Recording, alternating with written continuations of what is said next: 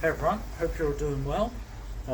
As you can see, we've got a bit of a different format for this video at the moment. Instead of my usual walking around and showing you the fish, I'm just going to sit here and we can watch the peacock and hap tank do their thing while I talk.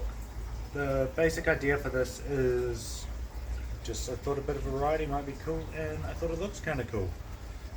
But as you can, well, you won't be able to see, but some people probably will be like, oh yeah, he's moving up in the world, he's got a fancy tripod. Well, I currently have the step ladder that we use to catch fish out of the top tank with a box of rocks holding up my phone essentially. So nothing too crazy, but hopefully it'll do the job. So please let me know what you think, down below or whatever about this new setup or this new format.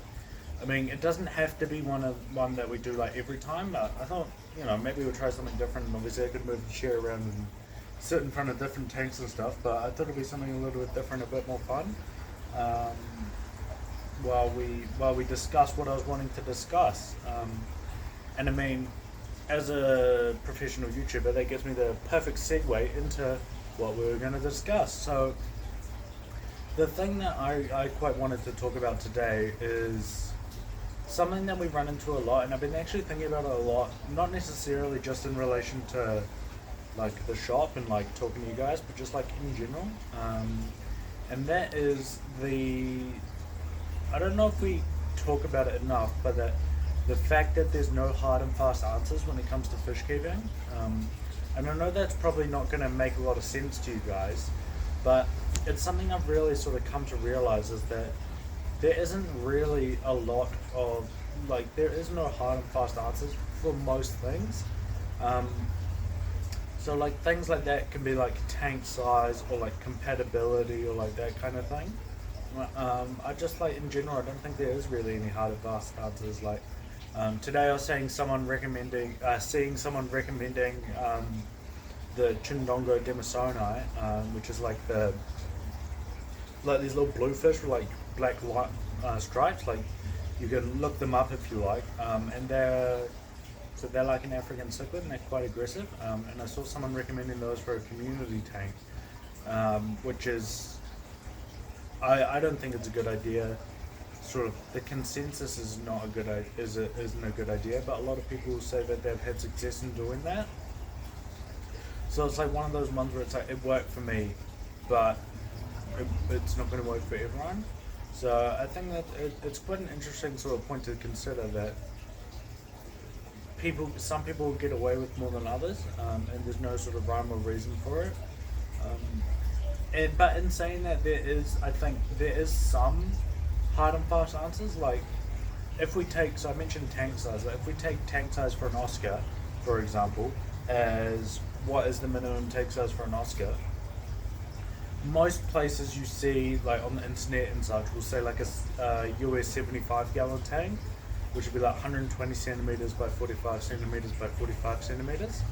And so most people will say like, oh, that's the minimum. But I really think you'd really want a 150 centimeter long tank, like 150 by say 60 by 60, would be kind of what I would say would be the minimum size for an Oscar, just based off my experience keeping an Oscar and everything. But I think it's interesting that so I would describe both those positions as like defensible. But if someone came along and said, oh, you can keep an Oscar in a 60 centimeter US 20 gallon tank, then I think the consensus would pretty much be no. So I think there is like some hard and fast rules in that sense. Like at the kind of extremes, it's like you definitely don't want to do that. But then in terms of like best practices, there is a lot of not answers, like questions I'm going to describe it as, like, because the main reason is there's no sort of like fish aren't like nature in of itself isn't perfect. Like there's no sort of 100% like this is exactly what will happen every time.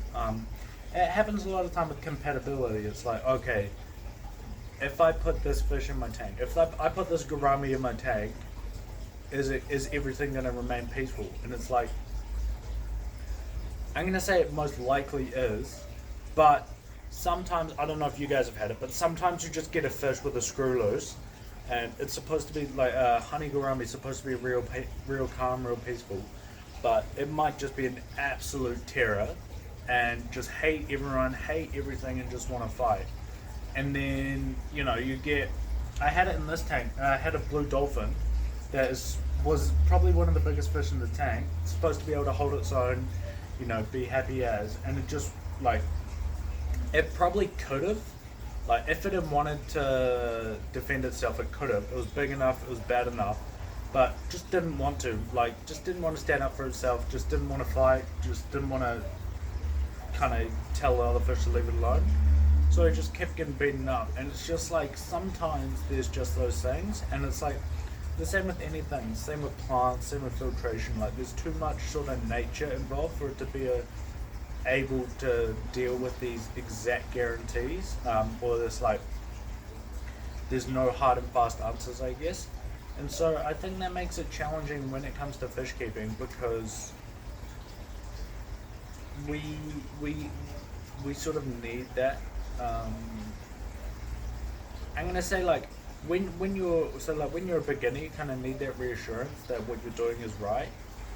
And I've sort of, the best way I've kind of found to describe it is like, so long as it's like a defensible position. Like if someone comes in to buy an Oscar and they say, oh yeah, I've done all this research, I have a 120 centimeter by 45 centimeter by 45 centimeter tank, I know all about their diet, I'm not just going to keep it by itself, no other fish, all this kind of stuff. And it's like, I would personally say, like if you came to me with a blank slate, I would recommend to you that we'd need a bigger tank. But I can understand the argument that your current tank is fine. I think it's a defensible position. Like I'd be comfortable selling to someone in that situation, because it's like, it's a differing opinion, but I can understand why you have come to that conclusion. It's not just like, we'll wing it kind of thing. But if someone is coming with like a non-defensible position in the terms of like, I've got a 70-litre tank, I want to get 5 Oscars right now, I just saw them 10 minutes ago and I thought they looked cool, then that's not I wouldn't describe that as a defensible position.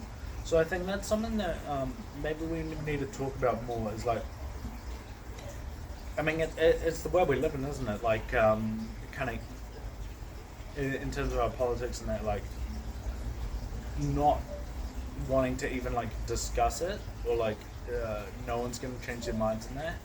And, like, it's hard when it comes to living animals, but so long as there's, like, it's a research position, it's okay to differ in our conclusions, so long as it's, like, I say defensible, but I kind of mean, like, within reason. So if it's a conclusion that's within reason, yeah, I can see how you get there. I wouldn't agree.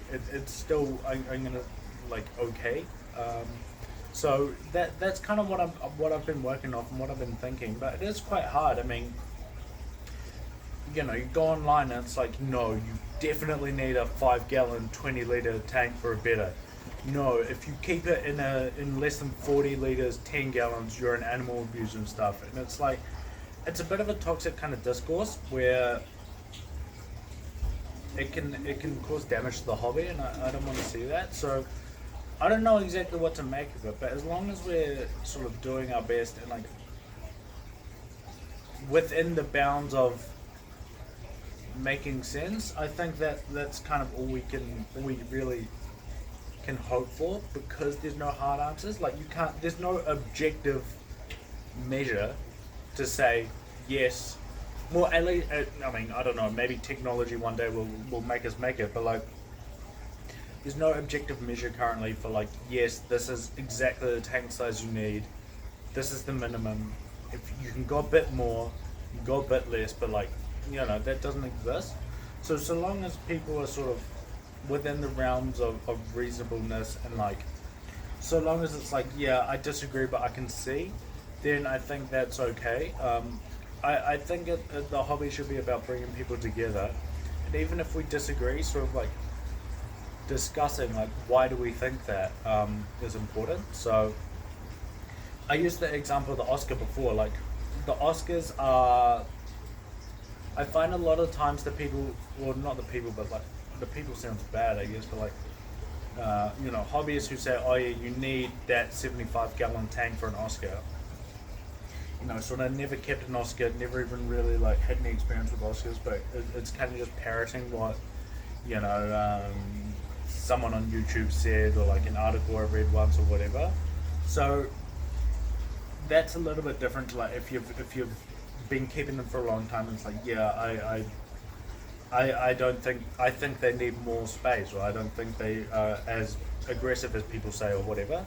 I think that's really important, and there's a real difference between that and just parroting what other people say, and I think that's fine, but we have to kind of acknowledge it, because like it's all about information sharing. Particularly you go on Facebook or something, it's just all about information sharing, and I think that's such a good thing. It's such a good thing for the hobby. It makes it so much more accessible, makes us able to reach non-hobbyists, but we, amongst sort of ourselves, we have to acknowledge that there is that non sort of guarantee. It's not objectively 100% true. There is that wiggle room, and so yeah, that's kind of all I was wanting to talk about today. So yeah, I mean, pretty much that's all I've got. But I just want to say thank you guys very much for listening. Let me know what you think about the new or this presenting style. I'd love to hear your thoughts. If you've got any other options or ideas, or you prefer the old style, let me know. But yeah, thank you very much for watching. Please make sure to like and subscribe, and I will catch you in the next one. Love you, folks.